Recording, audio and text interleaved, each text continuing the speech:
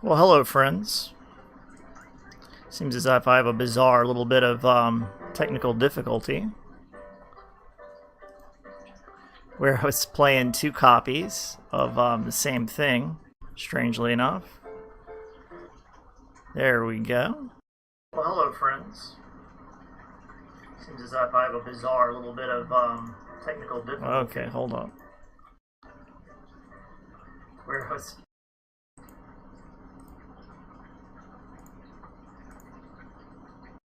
Let's try that. How's that? All right. Looks like we've resolved those little technical difficulties. I had another window open, actually. My own broadcast, as a matter of fact.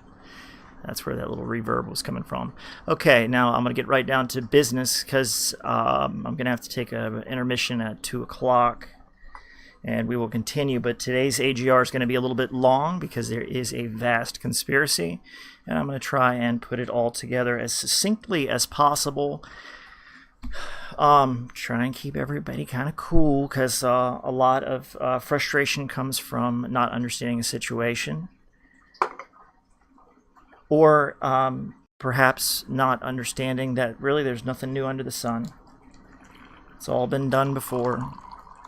And I'll cite some examples for that, where we're heading, where we're going, and what the potential outcomes are. Primarily, what the cause of all this, it all comes down to energy. So we've got 5 parts here, and I'm going to touch on them in just whatever order I feel like. Nothing new under the sun. That's going to be a historical perspective. The tricks of the banksters. We're going to talk a little bit about William Jennings Bryan and the Cross of Gold. Political corruption it's not a new thing. In fact, we've fought two wars on American soil over it. That would be the Revolutionary War and the Civil War. So political corruption is nothing new. We're going to talk about mafia and revolution. And we're going to talk about the Greatest Depression. We're going to draw some parallels to the Great Depression in '36. So we'll speak a little bit about impact, solutions, and the geopolitical ramifications. Part 2 is NATO, Article 5, and the energy conspiracy. And we'll talk about Germany and Russia. We'll talk about the Middle East. We'll talk about Syria. We'll talk about Lebanon and Beirut and perhaps a greater conspiracy, a hidden hand, or possibly a general or military genius that's off the radar of the West. 2/3 of the world is Muslim, and I assure you, while we in the West might feel like we're technologically dominant, that might not necessarily be so. And military genius can come from anywhere, and they can be quite effective. We'll speak a little bit about Eritrea, Ethiopia, Yemen, Saudi Arabia. Again, that hidden hand, that yet undefined possible third actor that I think it's very important that we examine. And the methods of a military genius that would be operating in that area, and what they would do to accomplish their goals, and how we might potentially identify who this third-party actor is. Thirdly, third section is Fortress America Plan, the American neutrality, and how we have a convenient confusion. We'll touch a little bit about the Biden administration and the art of war. We'll speak about Asian alliances. We'll speak about China and Russia. We'll talk about potential Chinese aggression. We'll speak about Australia, and just because of the recent incident in the Suez Canal, and political instability around the world, especially in North Africa, again, Lebanon, again, Northern Africa. We're going to speak a little bit about South Africa and perhaps their new what I believe is vital strategic significance. Section 4, we're going to talk about the instigation of a civil war. I believe that it's due to the machinations of Europe, as it has been so often in the past. In fact, really it is. I mean, it's either political corruptions or it's the machinations of Europe. And why we've been ideologically, why this press to create this ideological division in the United States is to perhaps, I speculate at least, to ensure that America will be unable to respond to this particular energy conspiracy. So when people talk about, the militias or civil war or whatever have you, then if we go down this particular road, which I hope that awareness of it changes, the observer changes the event. So I hope that if I bring this to your attention, you will at least be aware of it, and therefore we will be able to avoid such a foolhardy misadventure. Because I assure you that foreign nations would get involved in sort of in our domestic affairs, and you would see less of just irregular militia units, but they would potentially be financed and supplied by foreign powers. Or it is even possible that what appears to be government could consist of an interior that is committed to a coup. Although I doubt this, I believe that my countrymen are clever. We're not as dumb as we look. Okay. So, we'll talk a little bit about the military-industrial complex and what I believe their ambitions and goals may be that would lead us down the wrong road, and how I perceive the military-industrial complex can still, get their payoff, because they're not going anywhere. They're too powerful. Something that perhaps would be more beneficial than some suicide pact or civil war. We're going to talk about the emerging ideologies in this section that would be used to instigate that civil war. Now, the Civil War, an American Civil War, is probably not like on the not primary to this whole thing. It would be if I believe that this type of event would be triggered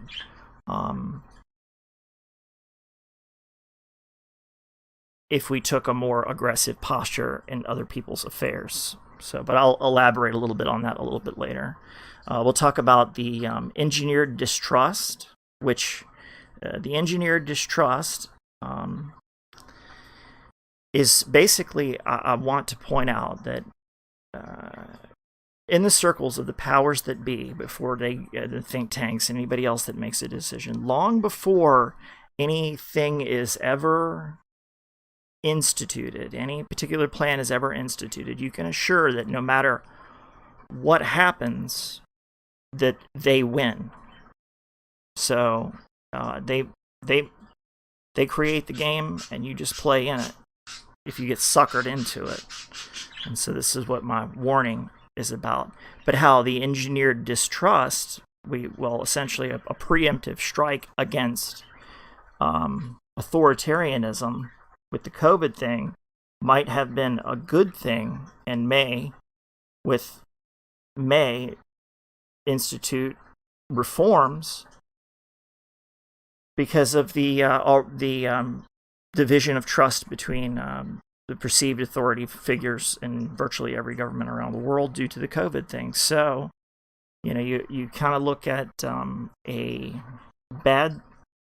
what appears to be an awful situation, or what was manufactured, and you may find that it serves yet another purpose.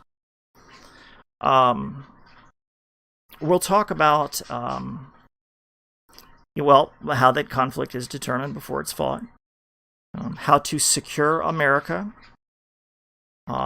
I may get on to speak about Mexican autonomy, because Mexico is a very important piece in all of this, and Mexico is all about their autonomy.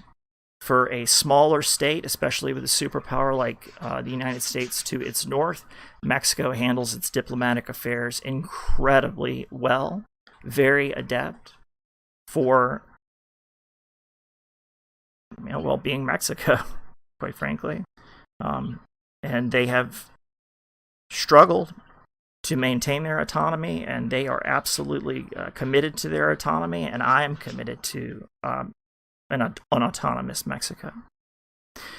If we have time in this piece, we will speak about South America and a few key countries there, because I have some contacts I speak to on a regular basis. Ecuador, Venezuela, Peru, Brazil, Argentina, Colombia, and we may speak a little bit about Panama, again, because of the recent events that transpired along the Suez Canal. And at part 5, we could circle back to the economic collapse. Again, the cross of gold and the America and its undeclared intentions.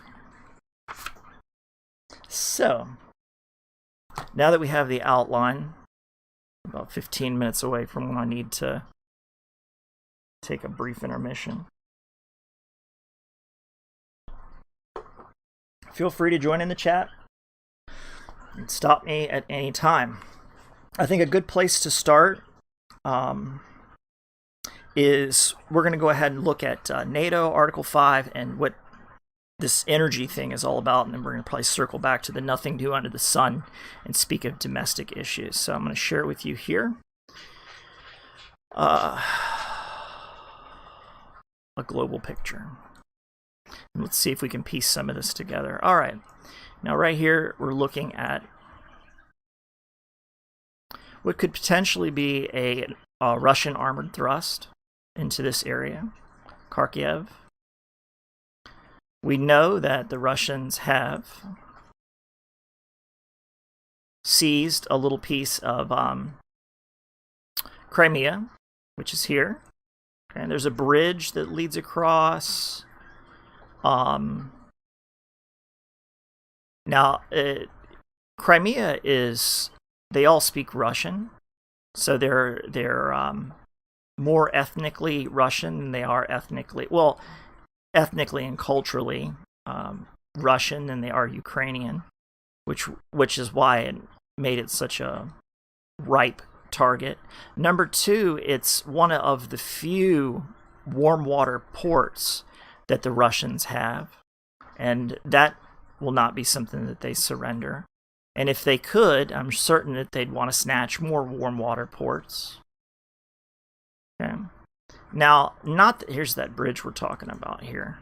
It's a very impressive bridge that goes here. Okay. And not that long ago, we had a little bit of, we had heard about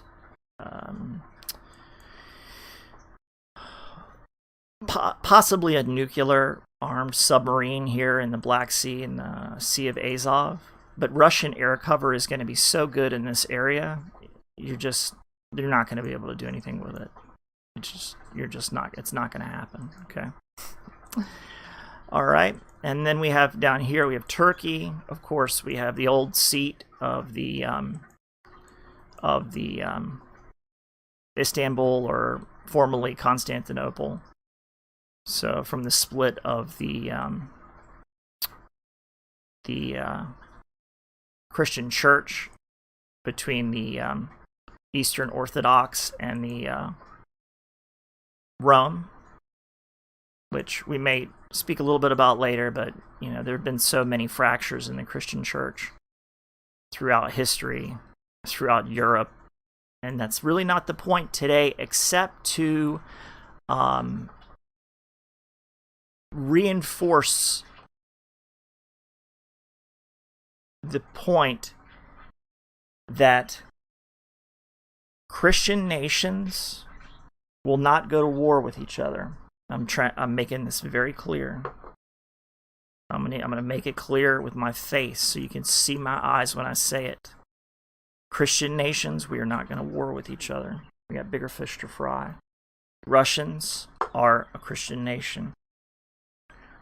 Now the primary political party in Germany is the Christian Democratic Union or something like that, the CDU, which Merkel is the head of. And I guess your primary word there is Christian.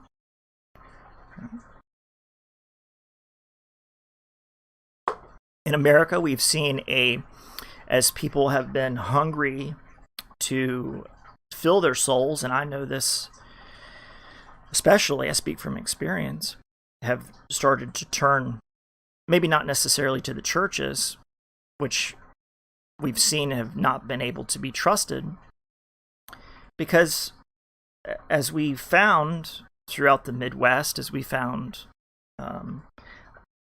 we had a lot of Zionist infiltrators that were essentially Israel firsters, that were more interested in Israel than they were the United States, and were able to generate the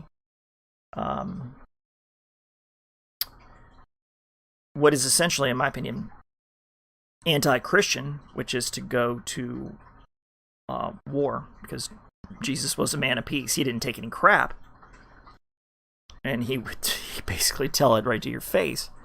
But he Prince of Peace. So to have churches, I guess we could all feel that sense of betrayal when you have churches instigating a war footing, especially to drum up all that anti-Muslim rhetoric, because we're all of the Abrahamic faith, the Abrahamic religion, Christianity, Islam, and Judaism. So we share the same roots, and we're all brothers under the same God, in my opinion, although we have very different views on path to God. But that's another great thing about America is freedom of religion. And so you don't have somebody, the Pope, come crucify you because you believe your path to God is different. I've seen so often people go around and call each other heretics as if they're the authority on God, when we all could take time to reflect on God and on Christ. So that is very culturally important. Okay, so I know I'm skipping around a little bit, but that would probably be part of the emerging ideology section. All right, now let's get back to this German, Russian, well, actually it's a worldwide energy conspiracy. So let me just lay out what I think that conspiracy might be, and we'll get back to the map over here. All right. So this right here would clearly look like a pincer movement to me, right?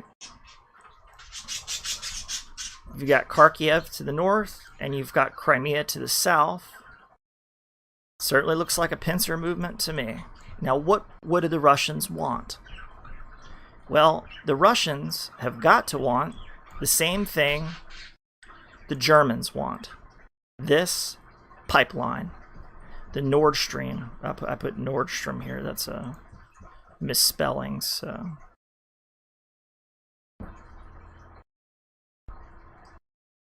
There are 3 proposed pipeline lanes there in the north.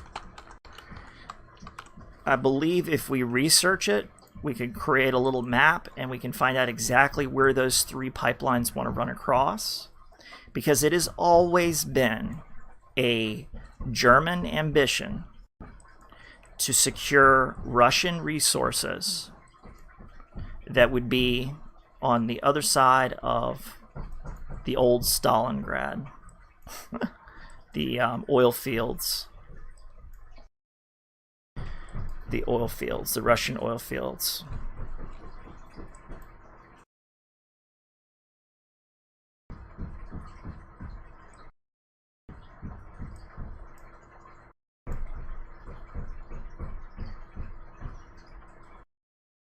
This is all World War II stuff. I don't think we need to go into a big history lesson on it. But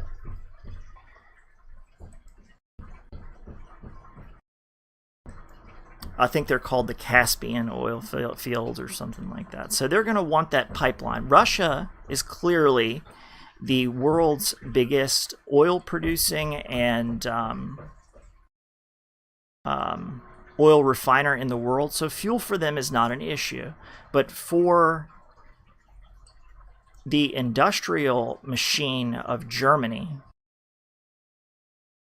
energy is an issue. And they will have their energy pipeline. They will have it. They want it, and they're going to get it. So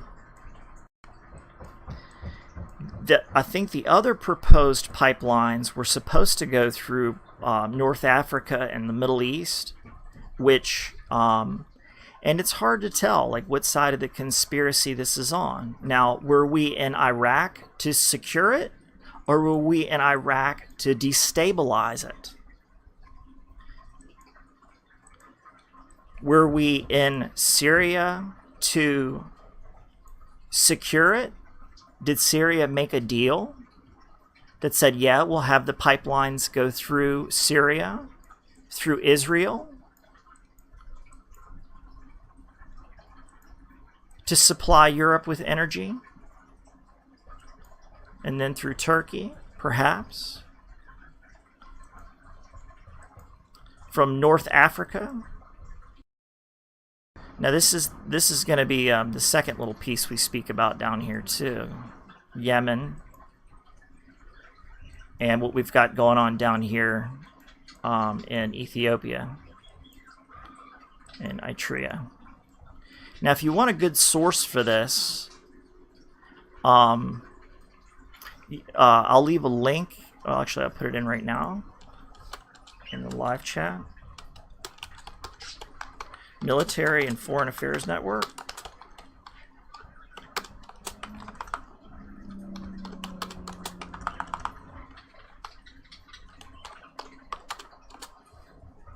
I cannot see or spell.